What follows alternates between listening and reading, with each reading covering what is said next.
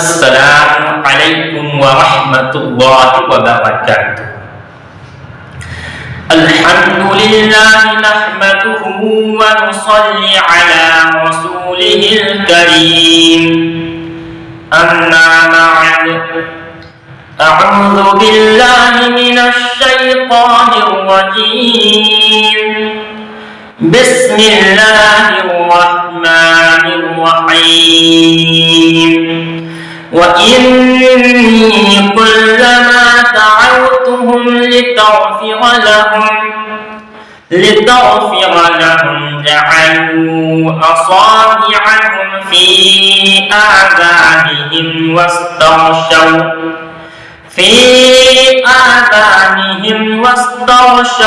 ثيابهم وأصروا واستكبروا استكبارا۔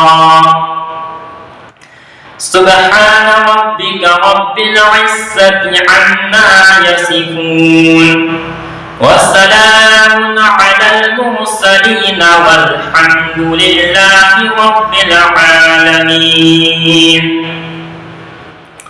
معزز ناظرین اکرام، تمام تعریفیں اللہ رب العالمین کے لیے ہے جو سارا جہاں کا خالق ہے، مالک ہے، علی کل شیء قدیر ہے، اور لاکھوں کروڑوں درود و سلام ہو اس ذات مقدسہ مطہرہ سید الاولین شفیع المذنبین سیدنا و مولانا جناب محمد رسول اللہ صلی اللہ علیہ وسلم پر۔ معزز سامعین کرام،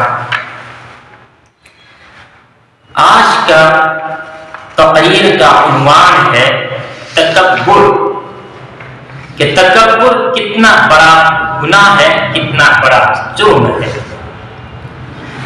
اگر ہم قرآن کا مطالعہ کریں اور سمجھ کر پڑھیں تو ہمیں بہت ساری ایسی نصیحتیں حاصل ہوتی ہیں جو ہماری زندگی کو سنوار دے۔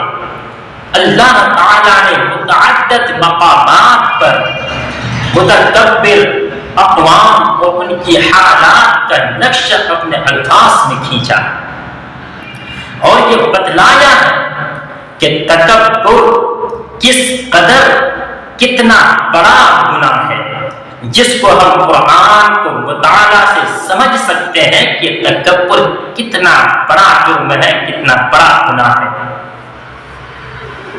تکبر و سرکشی ہے، یہ معصیت ام المعاصی ہے، اس کے نتائج اور ثمرات اس قدر مہلک ہوتے ہیں کہ اس کے سامنے بڑے بڑے گناہوں کی کوئی حقیقت نہیں ہوتی۔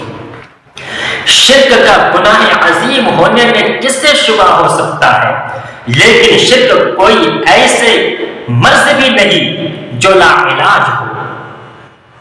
اگر کسی مشرک کے سامنے شرک کی برائیاں بیان کی جائے اور خدا کی وحدانیت کے دلائل اس کو سمجھا جائے تو ممکن ہے کہ وہ باطل پرستی سے تائب ہو کر کے سچا حق پرست بن جائے۔ لیکن ایسے شخص جو کبر و غرور کے نشہ میں سرشار ہو تو ایسے فرد بشر سے یہ توقع نہیں کی جا سکتی ہے کہ وہ کبھی راہ راست پر آئے گا، کیونکہ وہ اپنے تکبر کی بنا پر کلمہ حق سننے تک کا روادار نہیں، پھر اس شخص کو اصلاح کیسے ہو؟ یہی وجہ ہے کہ انبیاء کرام کی دعوت سب سے پہلے وہ لوگ قبول کرتے ہیں جن کے دل غرور سے پاک ہوتے ہیں۔ جب کسی انسان پر غرور و استکبار کا بھوت سوار ہو جاتا ہے پھر اس کے سامنے ساری حجتیں بیکار ہو جاتی ہے، تبلیغ و ارشاد کے تمام طریقے بے سود ہو جاتے ہیں، جن کو قبول کرنا درکنار اس کو سننے کے لیے بھی تیار نہیں ہوتا۔ جس کا نقشہ قرآن کریم میں یوں کھینچا ہے وَإِذَا تُتْلَى عَلَيْهِ آيَاتُنَا وَلَّى مُسْتَكْبِرًا مستكبرا كأن لم يسمعها كأن في أذنيه وقرا. اور جب ان میں کسی کو ہماری آیتیں پڑھ کر سنائی جاتی ہے تو اکڑتا ہوا منہ پھیر کر چل دیتا ہے جیسے اس نے ہماری آیتوں کو سنا ہی نہیں. گویا اس کے دونوں کانوں میں ڈانٹ لگے ہوئے ہیں. سورۃ اللقمان آیت نمبر 7. اسی طرح دوسرے جگہ ارشاد ہے اللہ تبارک و تعالی کی یسمع آیات اللہ تتلی علیہ ثم یصر مستکبرا کأن لم یسمعها. سورۃ الجاثیہ آیت نمبر 8. وہ اللہ کی آیتوں کو پڑھتے ہوئے سنتا ہے پھر بھی مارے غرور کے اڑا رہتا ہے گویا اس نے ان آیتوں کو سنا ہی نہیں. اور ایک تیسری جگہ پر اللہ تبارک و تعالی فرماتے ہیں وَمِنَ النَّاسِ مَن يَشْتَرِي لَهْوَ الْحَدِيثِ لِيُضِلَّ عَن سَبِيلِ اللَّهِ بغیر علم ویتخذها ہزوا. سورۃ اللقمان آیت نمبر 6. اور لوگوں میں ایسے بھی ہیں جو واقعات قصے کہانیاں مول لیتے ہیں تاکہ لوگوں کو بے سمجھے بوجھے راہ خدا سے بھٹکائے اور آیت الہی کے ہنسی اڑائے. اور ایک جگہ پر اللہ تبارک و تعالی فرماتے ہیں فَلَمَّا جَاءَهُمْ نَذِيرٌ مَا زَادَهُمْ إِلَّا نُفُورًا اسْتِكْبَارًا فِي الْأَرْضِ. سورۃ الفاطر آیت نمبر 42 تا 43. کہ اللہ تبارک و تعالی نے فرمایا پھر جب ڈرانے والا ان کے پاس آ پہنچا تو اس کے آنے سے ان کی نفرت کو ترقی ہو گئی. دنیا میں اپنے آپ کو بڑا سمجھنے لگے. غرض حق سے اعراض پر اصرار، افطرا دراجی، آیت کی تکذیب، انبیاء کے ساتھ استہزاء اور ان کی توہین، یہ ساری باتیں استکبار کے نتائج و ثمرات ہیں اور یہ وہ جرائم ہے جو ابلیسانہ اور مجرمانہ حرکتوں کے آخری مظاہر ہیں. اسی بنا پر خدا نے ان تمام لوگوں کو جو ان اعمال کا ارتکاب کرتے ہیں سب سے بڑا ظالم اور مجرم قرار دیا ہے. چنانچہ اللہ تبارک و تعالی فرماتے ہیں وَمَنْ أَظْلَمُ مِمَّنْ ذُكِّرَ بِآيَاتِ رَبِّهِ فَأَعْرَضَ عَنْهَا وَنَسِيَ مَا قَدَّمَتْ يَدَاهُ. سورۃ الکہف آیت نمبر 57. اللہ تبارک و تعالی نے فرمایا اور اس شخص سے بڑھ کر ظالم کون ہے جس کو رب کی آیتوں سے تذکیر کی جاتی ہے اور وہ اس سے اعراض کرتا ہے اور بھول جاتا ہے کہ اس کے ہاتھوں نے کیا پیش کیا. اس آیت میں اللہ تبارک و تعالی نے اسے ظالم قرار دیا ہے. جو اللہ کی آیت پڑھ کر سنایا جائے، نصیحت کی جائے اللہ کی آیت کے ذریعے سے، لیکن اس کے باوجود بھی وہ سرکشی کرتا ہے اپنے غرور کی وجہ سے اور تکبر کرتا ہے، تو اللہ تبارک و تعالی نے ایسے شخص کو ظالم قرار دیا ہے. غور کیجئے کہ حضرت نوح علیہ السلام اپنی قوم کی سرکشی سے عاجز آ کر اس کی ہلاکت کی دعا کرتے ہیں تو اس کی سبب کیا بیان فرمائی ہے. حضرت نوح علیہ السلام نے اپنی قوم کی ہلاکت کے لیے بد دعا کی ہے تو اس کی سبب کیا تھی.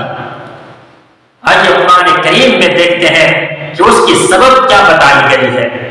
اللہ تبارک و تعالی فرماتے ہیں وَإِنِّي كُلَّمَا دَعَوْتُهُمْ لِتَغْفِرَ لَهُمْ جَعَلُوا أَصَابِعَهُمْ فِي آذَانِهِمْ وَاسْتَغْشَوْا ثِيَابَهُمْ وَأَصَرُّوا وَاسْتَكْبَرُوا اسْتِكْبَارًا. سورۃ نوح آیت نمبر 8. اور میں نے جب کبھی ان کو بلایا حضرت نوح علیہ السلام اللہ تبارک و تعالی سے اپنے قوم کے بارے بتانے کہ اللہ، اور میں نے جب کبھی بھی ان کو بلایا تو انہیں کہ تو انہیں بخش دے، کہ اللہ میں نے اپنی قوم کو اس لیے بلایا کہ تو انہیں بخش دے، اور جب بھی میں انہیں بلایا کہ تو انہیں بخش دے تو انہوں نے اپنے انگلیاں اپنے کانوں میں ڈال لی اور اپنے اوپر کپڑے لپیٹ لیے اور ضد کیا اور غرور کیا، بڑا غرور، واستکبروا استکبارا، یعنی تکبر پہ تکبر کیا۔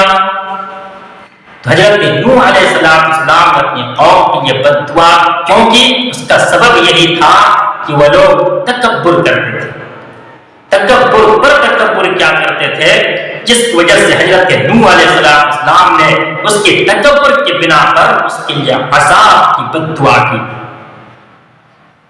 اور اللہ تبارک و تعالی اسی سورہ میں پھر فرماتے ہیں إِنَّكَ إِن تَذَرْهُمْ يُضِلُّوا عِبَادَكَ وَلَا يَلِدُوا إِلَّا فَاجِرًا كَفَّارًا، کہ خدا اگر تو ان کو چھوڑ دے گا۔ حضرت نوح علیہ السلام اپنی قوم کے لیے بد دعا کرتے ہیں اور پھر آخر میں کیا کہتے ہیں؟ کہتے ہیں کہ اے اللہ، اے میرے رب، اگر تو ان کو چھوڑ دے گا، ان کو تباہ و برباد اگر تو نے نہیں کیا تو کیا کرے گا؟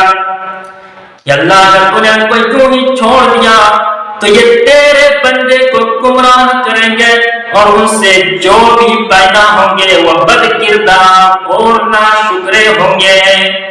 کہ اللہ، اگر تو ان کو یوں ہی چھوڑ دیا، اس قوم نے جنہوں نے تکبر کیا، اللہ اگر تو اس کو عذاب میں مبتلا نہیں کیا تو اس قوم کے اندر سے اس کے بچے جو ہوں گے، اس کے نسل جو ہوں گے، کہ اللہ وہ بھی تکبر کرے گا، وہ بھی سرکشی کرے گا، کہ اللہ اس کو ہلاک کر دے۔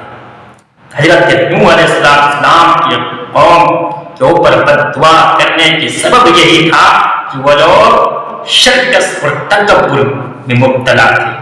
اللہ تبارک و تعالی ہم سب کو تکبر جیسے مہلک بیماری سے بچائے، آمین یا رب العالمین۔